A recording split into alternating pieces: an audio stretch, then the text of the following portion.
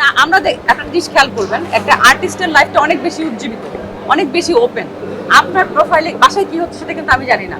আমার বাসায় কি হচ্ছে, আমি কি পরিধান করছি বা অন্য কোনো আর্টিস্ট কি পরিধান করছে, ও কার সাথে ঝগড়া করলো কিনা সেটা কিন্তু বেশি এক্সপোজ হয়ে যায়। তো যদি একটু তর্ক বিতর্ক থাকে সেটা মনে করেন একটু মাশাআল্লাহ আপনারা অনেক মশলা দিও একটু বাড়াই দেন। বাট আমাদের কিছু কিছু মানুষ আছে যারা হচ্ছে নিজেদের নাম নিজেরা খারাপ করতে পছন্দ করে। সবার ঘরেই বাড়াবাড়ি ঝগড়াঝাটি হয়।